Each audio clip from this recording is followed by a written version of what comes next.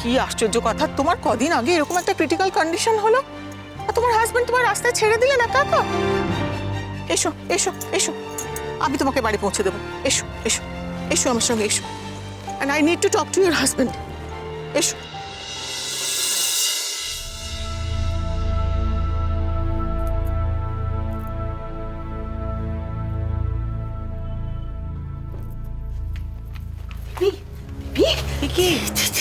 কি সর্বনেশে কথা শুনে এলাম রে, কি সর্বনেশে কথা। কি হয়েছেটা কি? দেবী, দেবী তোর দেওর যা কার পাপ তোর ঘাড়ে চাপিয়েছে কে জানে। ছি ছি কি যাতা বলছো কি তুমি মা?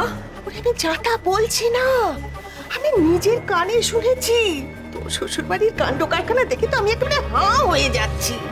ইস, এ ছেলে তোর দেওরের নয়।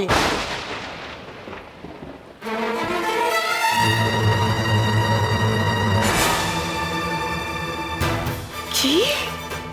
আমি নিজের কানে শুনে এলাম রে, তোর মেজো দেওরকে বলছিল। ওরে আমার এখনো হাত পা থরথর করে কাঁপছে।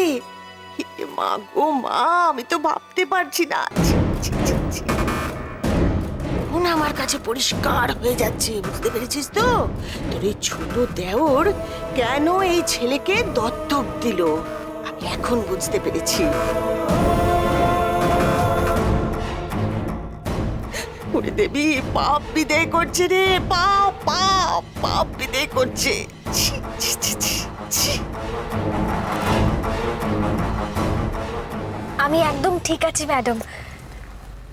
আপনাকে আপনাকে যে কি বলে ধন্যবাদ দেব। Please do not. আলো, আমি আমি তোমার হাজবেন্ডের সঙ্গে কথা বলতে চাই।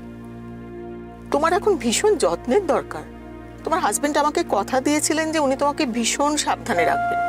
আর এটা কি হচ্ছে বলো তো? হ্যাঁ, তুমি দেখেছো তুমি কিরকম পেল হয়ে গেছো? না,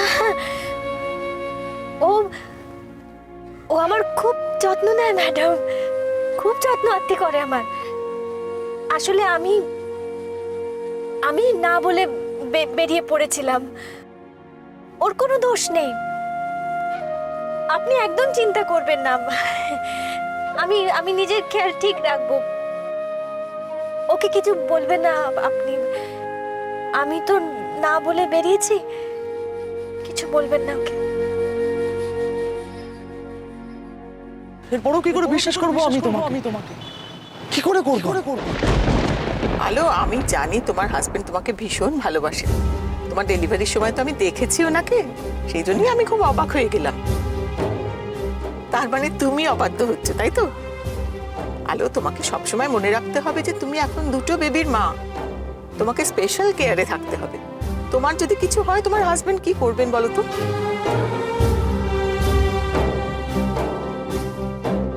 সত্যি কি সৌরভ আমাকে ভালোবাসে? এই মুহূর্তে এই কথাটা জানা আমার সব থেকে বেশি প্রয়োজন।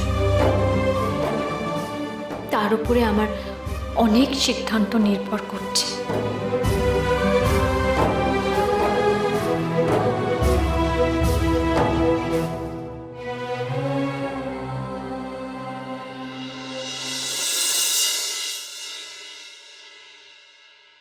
ওয়ান সোহানি, ফোনটা ধরো। আলো কোথায় সেটা আমার জানা দরকার। ছোট ঠাকুরপো,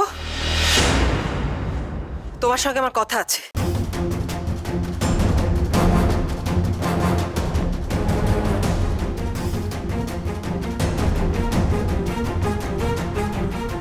কার ছেলেকে আমার কাছে দিয়েছো তুমি? কার পাপো? নিজের বউয়ের কলঙ্ককে এভাবে চাপা দিচ্ছ তুমি শেষে? ছি! বড়বদি, কি যাতা বলছো তুমি? বাবা বাড়িতে আছে, তুমি আস্তে কথা বলো। কি বলছো এগুলো? হিন্দু ছোট ঠাকুরপো নিজে বলেছে, আমার মা নিজে শুনেছে। ছোট ঠাকুরপো বলেছে ছেলে ওর নয়, সেই জন্য দত্তক দিয়েছে। চুপ করে আছো কেন? বলো, তুমি বলো নিয়ে কথা বলো।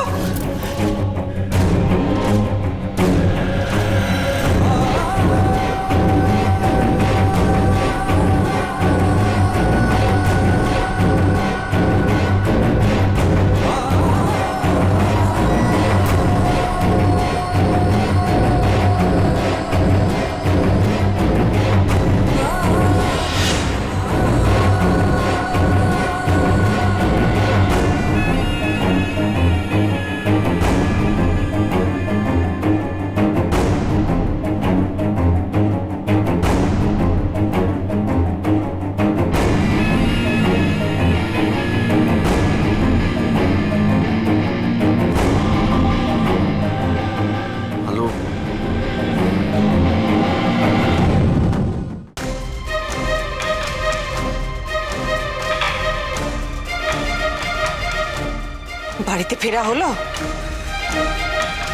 কোথায় ছিলে? কি কাণ্ড করে এলে তুমি? ঝড়ের মধ্যে বাড়ি থেকে মাঝরাতে বেরিয়ে যাওয়া, মাঝে মাঝে উধাও হয়ে যাওয়া, কি কাণ্ড তুমি করেছো সেটা এতদিনে বোঝা যাচ্ছে। আলোচ্ছি আমার ভাবতে গা ঘিনঘিন করছে। তোমার ছেলের বাবা ছোট ঠাকুরপো নয়?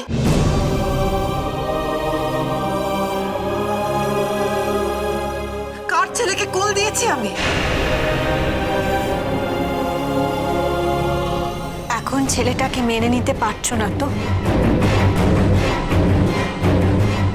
তুমি যে বললে তুমি ওর মা। চুপ!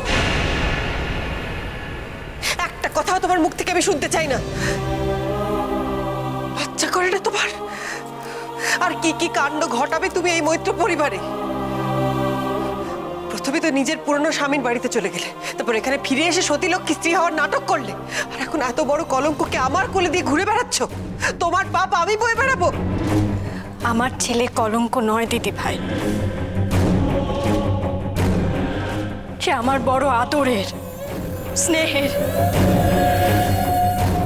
আমার ছেলে, সে আমার মধ্যে বড় হয়েছে, আমার শরীরের ভিতরে। তাকে তুমি পাপ বলতে পারো না। একটা কাজ করো দিদি ভাই, আমার ছেলেকে আমাকে দিয়ে দাও। ছেলের বাবা তো ছেলেকে মেনে নিতে পারছে না, আর তুমি ওর মা হতে চাইছো না। আমার ছেলেটা তো অনাথ নয় দিদি ভাই, আমি এখনো বেঁচে আছি, এখনো বেঁচে আছি। আমার ছেলের সম্পর্কে আমি আর একটা খারাপ কথা শুনতে চাই না। আলো, প্লিজ সিনক্রেট করো না। বাড়িতে বাবা রয়েছেন, শুনতে পেলে অনর্থ হবে।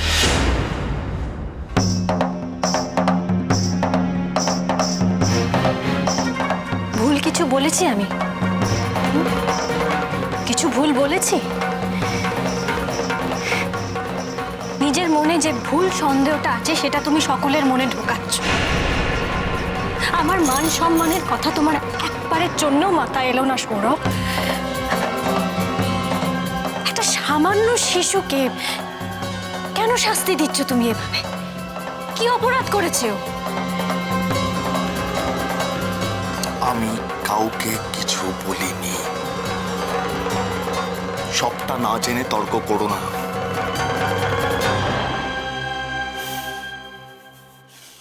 আলো, আমি খুব আপসেট, প্রচন্ড আপসেট।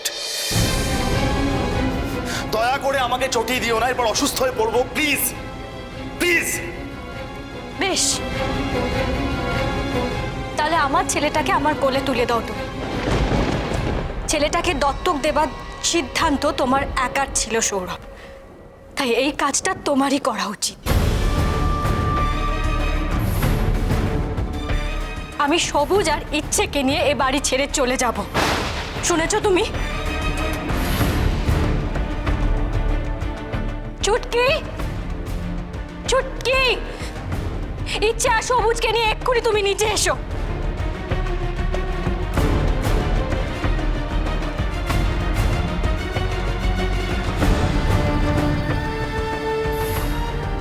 এই ছেলে মৈত্র বংশের।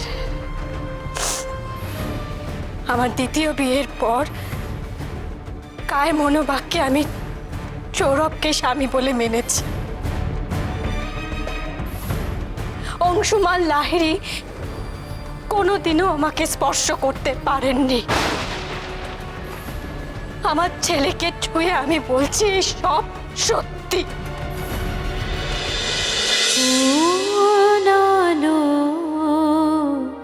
লাগলো চোখে